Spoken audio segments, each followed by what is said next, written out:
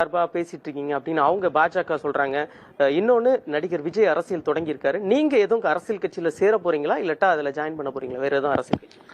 பாஜக எதற்கு பேச அவனுக்கு யாருன்னு தெரியாது. அவனுக்கு நான் ஒரு பொது நான் மக்களோட நடிகன், மக்களோட கலைஞன். நான் மக்களுக்காக தான் பேசுவேன். அவனுக்கு அது புரியாது. அதனால அந்த கட்சி இந்த கட்சின்னு சொல்றாங்க. அதான் நான் எந்த கட்சியும் கிடையாது. விஜய் அவர்கள் வந்திருக்காரு.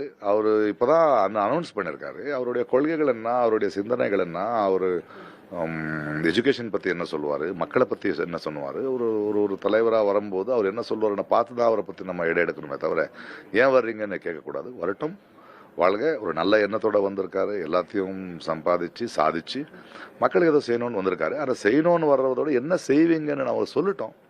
அதுக்கு இன்னும் டைம் இருக்கு. நீங்க ஒரு கட்சிக்கு சார்பா பேசிட்டு இருக்கீங்க. ஒரே சினிமால காசு சம்பாதிச்சிடலாம்ப்பா, பெரிய ஹீரோ ஆயிடலாம், ஸ்டார் ஆயிடலாம். சினிமால ஓகே. ஒரு சினிமாக்குள்ள நீ டாக்டர் ஆகலாம், இன்ஜினியர் ஆகலாம், முதல்வர் கூட ஆகலாம். அரசியல் அப்படியே முதல்வர் ஆயிடுங்க. நீ யாரு அரசியல் பேசணும்? என் அளவுக்கு அரசியல் பேசிருக்கியாப்பா நீ? இத்தனை வருடங்கள்ல தமிழ்நாட்டுக்கோ மக்களுக்கோ மொழிக்கோ தன்மானத்துக்கோ பிரச்சனை வந்திருக்கும் போது வந்து நின்று இருக்கியா? உன்னுடைய உங்களுடைய உங்க மேல மக்கள் வச்சிருக்கிற அந்த நட்பு, அன்பு, திறமைக்கு அரசியல் இல்லை. அதை பயன்படுத்துறீங்க.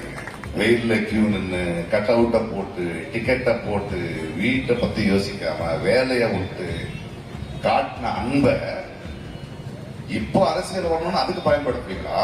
இந்த பாருங்க, நடிகனுக்கு ரொம்ப பிடிச்சா 3 வருடம் தொண்டையில விட்டு விசில் அடிக்கலாம், நாட கொடுக்க முடியாது.